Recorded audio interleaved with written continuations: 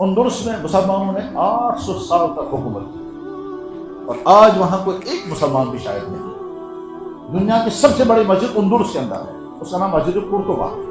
علامہ اقبال اس مسجد کے اندر گئے ہیں تو جب اندر داخل ہو گئے تو رونے لگے اور رو رو کر کے انہیں اذان پڑھی اور نماز پڑھی۔ اس زمانے میں تم کو اذان اور نماز پڑھنے کی اجازت، آج وہ بھی کرنے کی اجازت نہیں۔ آج اگر کوئی مسجد قرطبہ میں جانا چاہتا ہے اور ان کو پرمیشن نہیں ملتا، اور اگر کوئی اندر جاتا ہے تو پولیس والے پکڑ کر کے رکھتے ہیں تاکہ آپ نماز نہیں پڑھیں۔ مسجد قرطبہ کے ایک حصے کو بار بنا دیا گیا، مسجد قرطبہ کے ایک حصے کو چرچ بنا دیا گیا، مسجد قرطبہ کے ایک حصے کو میوزیم بنا دیا گیا ہے۔ وہ ختم ہو گیا۔ اس ختم ہونے کی وجوہات کیا ہیں؟ تو کتابوں میں لکھا ہوا ہے کہ اس سوسائٹی میں شراب اور زناکاری پھیلا دی گئی تھی، گھروں میں وہی ہوتا تھا، سڑکوں پر وہی ہوتا تھا۔ انجام کیا نکلا؟ اسلام بھی ختم ہو گیا، مسلمان بھی ختم ہو گیا۔ تو ہمیں اپنے معاشرے کا جائزہ لینا ہوگا، ہمیں سمجھنا ہوگا کہ ہمارے معاشرے میں یہ چیز تو نہیں پھیل رہی ہے، اور ہمارے معاشرے میں پھیلنے کے معنی کیا ہے؟ ہمارے ہی بچے، ہماری ہی بچیاں۔ صورتحال اس وقت یہ ہے کہ والدین کو اس بات کا خبط ہے کہ کسی نہ کسی طرح سے ہمارے بچے کے ہاتھ میں ڈگری ہونی چاہیے، قابلیت آئے جانا ہے اس سے بہتر ڈگری کا کاغذ ہاتھ کرنا چاہیے، چاہے اس کے نتیجے میں اس کا کیریکٹر برباد ہو جائے، چاہے ہماری بیٹیاں نہ جانے کہاں کہاں کیا کیا کرتی رہے، اس کی کوئی پرواہ نہیں۔ اور بیٹیاں چونکہ نادان ہیں، اور بیٹیاں نادان ہیں اور ہمیشہ نادان رہی ہیں، اس کو بہلانے پھسلانے والا بہلاتا ہے، پھسلا دیتا ہے، اس کو خواب دکھا دیتا ہے، اس کو دو چار محبت کے جملے جب بولتے ہیں بس وہ جناب سمجھتی ہے میری دنیا کی سب سے زیادہ پیاری بن گئی۔ اور ایک عمر ایسی ہوتی ہے جس عمر میں انسان کے اندر پیاس لگتی ہے، کوئی مجھے کہے میں تجھ پر قربان ہوں۔ ایک جذبہ ابھرتا ہے کہ کوئی مجھے کہنا چاہیے، میں کسی کی یاد میں تڑپنے لگوں، میں کسی کو کہوں کہ تیرے بغیر میں جی نہیں سکتا، میں کسی سے پیار کرنے لگوں، میں کسی پر عاشق بن جاؤں۔ یہ آگ لگتی ہے، ایک خاص عمر میں یہ کیفیت ہوتی ہے۔ وہ زمانے وہی ٹین ایج زمانہ ہے۔ اس ٹین ایج کے زمانے میں جی چاہتا ہے کہ کوئی مجھے کہے میں تیرے بغیر جی نہیں سکتا، اور جی چاہتا ہے میں کسی کو کہوں گا مجھے تم سے پیار، مجھے تم سے محبت ہے۔ یہ نیچرل سسٹم ہے۔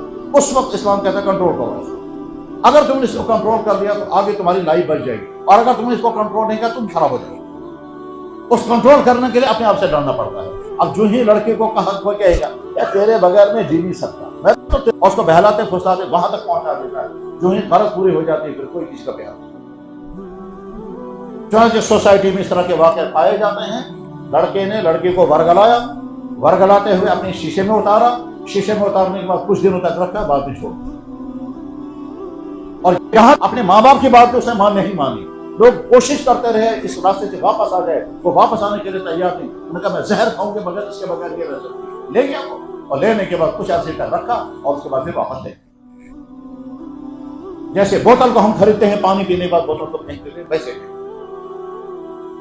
تو میرے بھائیوں مجھے کڑوی باتیں نہیں سنانی، مجھے سمجھانا یہ ہے کہ جوانی کی اس عمر میں جن خرابیوں کے خطرے رہتے ہیں ان خرابیوں میں بہت بدترین خرابی ہے جو میٹھی ہے، اوپر سے بڑی مزیدار لگتی ہے۔ وہ بہت بدترین خرابی یہ ہے کہ لڑکوں اور لڑکیوں کے آپس میں کیس ہے، اور یہ خرابی اپنے اندر بہت ساری خرابیاں لیے ہوئی ہے۔ جو ہی یہ زہر شروع ہو جاتا ہے پڑھنے کا سلسلہ ختم ہو جائے، جناب پڑھ نہیں سکتا، کیونکہ ہر وقت اس کو یہی مطلب یہی خمار رہتا ہے۔ جو ہی پڑھنا سٹارٹ کرے گا ایک دم اسے خیال آئے گا، میں اس کو فون کر کے پوچھوں کیا کر رہے ہیں، فوراً فون کرے گا، جناب آپ کیا کر رہے ہیں، کہنے کا میں اسٹڈی۔ اچھا تم بھی پڑھو میں بھی پڑھ رہا ہوں۔ تھوڑی دیر میں پھر شیطان ڈالے گا، اچھا پوچھو کھانا وانا ٹھیک طرح سے کھایا، ہاں پھر فون کرے گا، اچھا کھانا وانا آپ نے ٹھیک طرح سے کھایا، اچھا آج کل کیا پڑھ رہی ہو۔ یعنی کسی نہ کسی بہانے سے وہ اٹیچ رہیں گے اور سامنے کتاب کھلی بھی ہوگی، ٹھیک ہے، یہی سلسلہ چلتا رہے گا۔ پھر کبھی لڑیں گے، کبھی تلخیاں پیدا ہوں گی، کبھی گفٹس کے تبادلے ہوں گے، کبھی پلان بنائیں گے ملاقات کے لے کے چلنا ہے، کبھی کچھ ہوں گے۔ اسی چکر میں ان کا وقت گزرتا رہے گا یہاں تک امتحان کا وقت آئے گا، یا تو امتحان پاس ہی نہیں کر پائیں گے، اور اگر پاس کر پائیں گے تو آپ کو معلوم ہے آج کا زمانہ چونکہ فراڈ کا زمانہ ہے، آج وہ ادارے بھی ہیں جو آپ کو پیسوں کے بدلے میں سرٹیفکیٹ پڑھا، ان کو پیسے مل جائیں گے، اب آپ سرٹیفکیٹ لیکن قابلیت کچھ بھی نہیں۔ کل کو جب کسی جگہ انٹرویو میں بیٹھیں گے وہاں قابلیت ہے ہی نہیں، کیونکہ آپ نے پڑھا ہی نہیں ہے۔ اچھا یہ تو ہے دنیا کا نقصان۔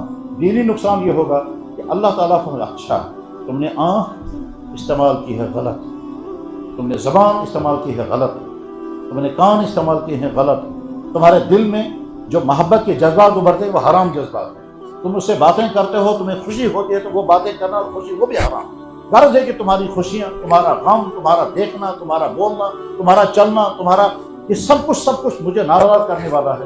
اللہ تعالیٰ بھی فیصلہ کرتے ہیں تیری جوانی کو بھی کامیابی ہوگی، کیونکہ میری ہر چیز جو میں نے بنائی تھی وہ مجھے ناراض کرنے میں استعمال ہو رہی ہے۔ میں نے کہا تھا تم اپنی آنکھوں کا کنٹرول کرنا مت دیکھو، میں نے کہا تھا نامحرم کے ساتھ بات مت کرو، مگر تم سننے کو بھی تیار نہیں ہو، تو نتیجہ ہوتا ہے کہ آگے برباد ہوتا ہے۔ اور رہا بیٹیوں کا تباہ حال، جناب والا اس کی زندگی برباد ہو جاتی ہے۔ کیوں؟ اس لیے کہ شروع جوانی میں اس کے اندر کشش بھی ہے، اس کی جوانی بڑی خوبیوں والی ہے، لیکن جب وہ استعمال ہو جاتی ہے کہیں، اور اس کے بعد جب لت اسے لگ جاتی ہے پھر غیرت مٹ جاتی ہے، اور جب غیرت مٹ جاتی ہے پھر اسے کوئی پرواہ نہیں ہے کہ مجھے کس کے ساتھ کتنا وقت گزارنا پڑے گا۔ غیرت جب مٹ جاتی ہے تو پھر عورت کو کوئی چیز روک نہیں پاتی ہے وہ سب کچھ کرنے میں جو کرنے کے لیے وہ سن بھی نہیں سکتی تھی۔ اور جب تک غیرت زندہ ہوتی ہے، غیرت جب تک زندہ ہوتی ہے، عورت جان دے دے گی مگر کسی کو ہاتھ نہیں لگا۔ غیرت جب زندہ ہوتی ہے تو یہی ہوتا ہے۔ ہر جگہ کی تاریخ گواہ ہے کہ عورت کی حیا جب تک زندہ ہے، اگر وہ باحیا ہے تو وہ جان دے دے گی مگر کسی کو ہاتھ نہیں لگانے دے گی، وہ کنویں میں چھلانگ لگائے گی۔ پنجاب کی سرزمین میں نہ جانے کتنے کنویں ایسے ہیں جہاں ہماری پیاری بیٹیوں نے جان قربان کنویں میں چھلانگ لگائی مگر اپنے ہاتھ کو کسی کو ہاتھ لگانے نہیں دی۔